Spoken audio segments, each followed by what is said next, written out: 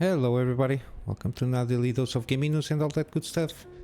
And as always, I also publish on Rumble everything. I've been posting already the Prey gameplay series. I will be doing this because it's easier for me.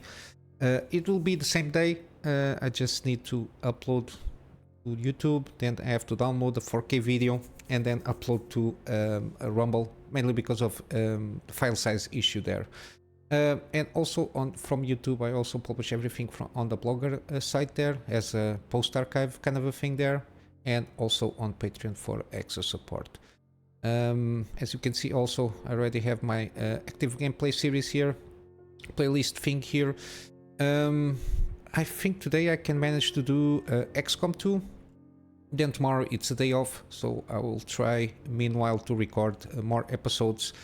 Given that XCOM 2, I've got another request for a custom soldier there to be made, so I will do that in the background, and then when the time comes, I will introduce that soldier in the series. I think it's episode 18 that's going to be introduced there, so pay attention to that. And yeah, let's go to the news. Got Half-Life celebrates 25 years, and it's coming with a new update, and at the moment it's currently free. Again, I will leave a link to the Steam page, of course, this is a Steam game, in the description below. You can get, it's basically the original one, so it's not the Black Mesa, which is a remaster or remake. It's a remake, basically. Taking advantage, I think, Source Engine version 2, I think. Yeah, it has some bug fixes that were there still, and some improvements regarding widescreen support and higher resolution, especially the HUD stuff there. Now it's compatible basically with 4K. Before I suppose it was smaller in terms of the font stuff and the size there. So yeah, it's good to see that at least they have brought something, and there is the documentary here to basically to appreciate the team involved on making this game, which to a certain extent is one of the pillars of what Steam it is today, mainly a lot because of the Half-Life games and the Valve source and all the Gary mod stuff and all that jazz, and of course Half-Life 2 brought a boost on Steam at the time, and now it's basically it is what it is at this moment, mainly because of Half-Life to a certain extent. Yeah, basically this is it from Half-Life. It's got some doesn't have like huge amounts of stuff, but it's got some tweaks here and there. I think it's for quality of life stuff. I think it's way better now, so you can have a try, and the game is for free. And if you think it's a little bit outdated, just save some money, and when for sure when the Black Mesa will come in a deal, I will let you know. Regarding the hardware, we got the GeForce 4090. Now it's been removed from the official Nvidia China website. As you can see, doesn't appear anymore, mainly because the like that embargo or whatever you want to call it. I always forget the export restrictions kind of a thing there, that they have been put in effect since like 1 or 2 days ago. So as you can see, it's not available at the official website, even though there is some stock around in stores. So I suppose you can still buy one of those if you are in China, but I assume it's going to be a very high price. Seems that's not going to be any restock anytime soon. Seems that even in terms of like charts and everything, they don't even mention, which is kind of weird to a certain degree. But yeah, it's this kind of things. And of course, just a quick sum up, all these countries here are basically with China. They are part of that kind of embargo to a certain degree, or the ban of export restrictions.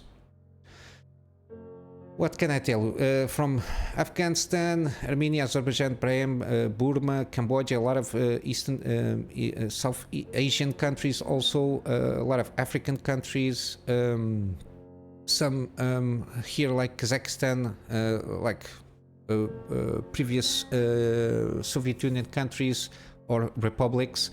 We got also some from the Middle East. We got United Arab Emirates, it's where I am. Got Qatar, got Saudi Arabia, Uzbekistan, got Vietnam, Zimbabwe, Mongolia, Oman, and of course Russia, Macau, Lebanon.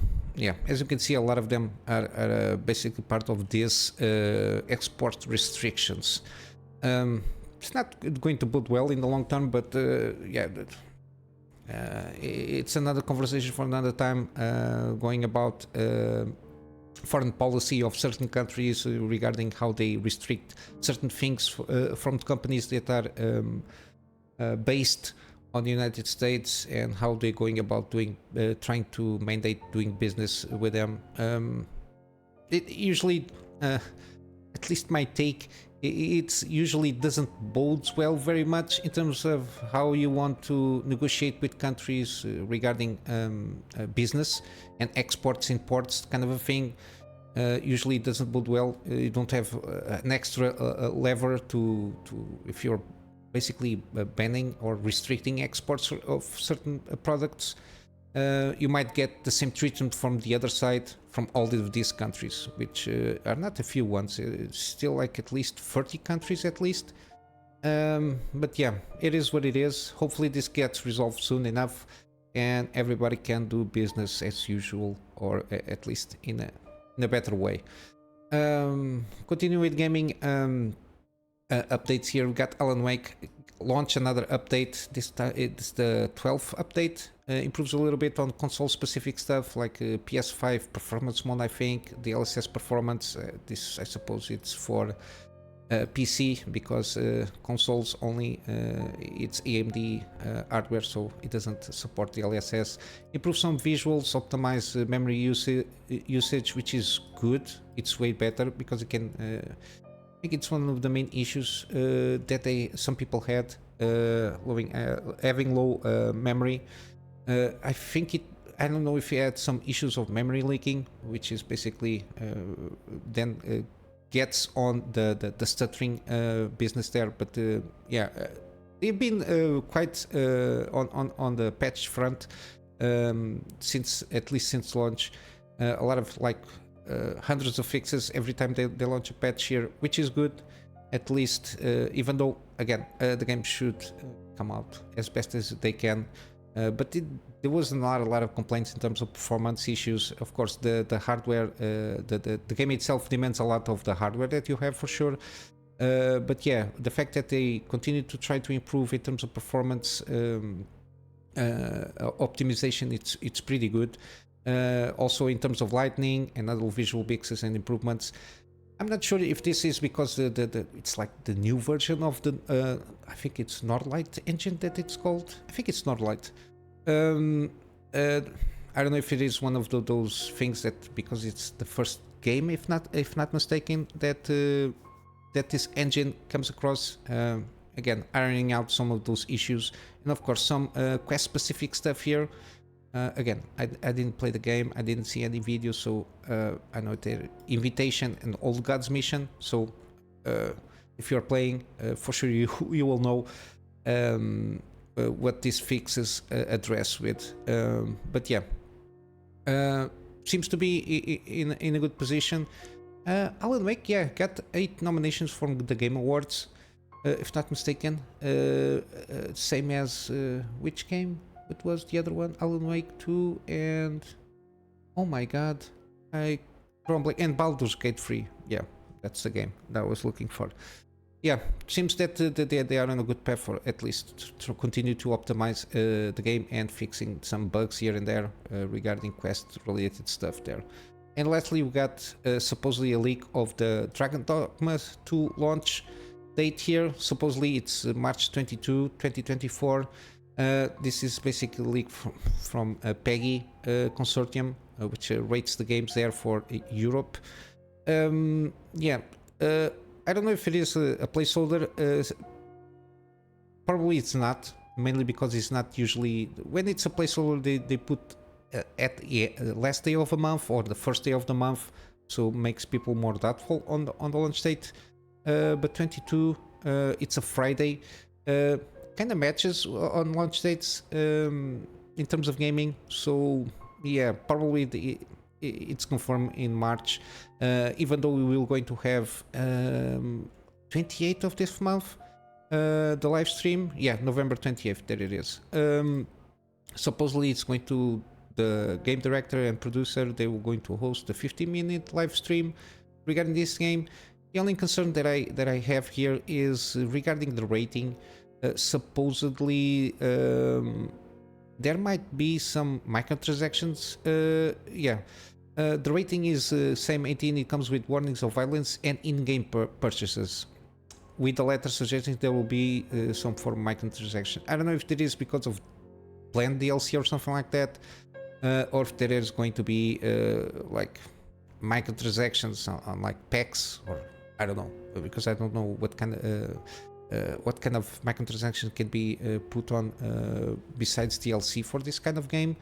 But yeah, it's the only worry that I have here is if they put like, I don't know, Ubisoft style is going, for sure it's not going to be, I think, like a time things package that reduce times to and or a boost XP or something like that. I don't think they're going that way. I think, hopefully not. I think this might be for like DLC stuff later down the road. I can understand that, but hopefully it's not more than that. But yeah, in terms of news, it's what I got for today. A very short episode, but I'm going to wrap up with some gaming deals. The gaming deals, again, continue basically the same. We got Ni no Kuni Wrath of the White Witch, the remastered version. It's 85% off. It's one of those games that I kind of like the art style. It's like Ghibli style kind of animation there, and the fact that it's a JRPG with a story, and I think it's pretty good. It's been mostly positive, 75% and up in terms of scoring between Steam users. So I think it's always a good chance to play at least a pretty JRPG here. And the fact that it is 85% off does help a little bit. And usually the pedigree from level 5, it's pretty good in terms of gaming, so I think it's worth the deal here. We still have Sekiro Shadows Die Twice, the GOTY edition, 50% off, so it got everything. I don't think this had any kind of DLC, this game, but yeah, it's got everything. It's the GOTY edition, what to do. We got also Lies of Pi, or P, 20% off. Again, this game was launched like 2 months ago, give or take. And you got some extra stuff here on some bundles, like the deluxe edition. I'm not sure regarding a DLC when it's planned to come out, but yeah, the game is being updated regularly, so the last update even has some gameplay tweaks regarding especially the dodge mechanic and the P organ stuff there. I think it's might be an improvement and makes the game a little bit more enjoyable from what I understood. Again, 20% off. I think it's a good deal. I just hope that they should have like a demo again with this kind of games, new franchises, not very well known NeoWiz. I think a demo will help out at least like half an hour, 1 hour to get a handle on things. But then again, everybody knows what the people that are interested know what kind of game it is. We still have got Blasphemous. We got a demo for it, which is good, and it's 75% off. And we got a bundle for Blasphemous 2 also. It's kind of the same level that the first one. Again, if you like kind of Metroidvania kind of game here with some Dark Souls combat, or at least more difficult combat, with pixel art here, and I think the story and the lore is pretty good from what I understood. Yeah, this is one to get if you like this kind of games here. And lastly, we got Prey. Again, I'm doing a gameplay series on this one. For sure there is like Dishonored and everything, but it's not very much my style here. The one that only calls my attention is Prey, so it's 90% off the base game. I think Digital Deluxe Edition is pretty good. From what I understood, at least the Moon Crash, Typhoon Hunter, I don't remember seeing anything regarding, but I remember seeing the DLC review from Moon Crash. Seems pretty good also, in terms of, think it's like a wave kind of thing there, but it's pretty ingenious how they went about it. But again, it's been one of the most underrated games since it came out. Again, I'm doing a gameplay series. I only did the first episode, so we will in the next couple of episodes we will dive in and see how good it is. And yeah, basically this is it, guys. I'm just going to wrap up for today with a plug on my Patreon. Tomorrow it's my day off for the channel there, so no content. The next one will be Monday. And here on the Patreon for extra support, basically that extra support is going to go for at the moment storage, mainly for me to have be able to have backups for the projects that I do for my private clients, and of course space for having space for the videos that I do for the channel. Basically that's my only main concern at the moment, and the rest will come through time. And yeah, basically that's it, guys. I hope you have a wonderful day, and I will see you in the next one. Until then, Kunamy Master out.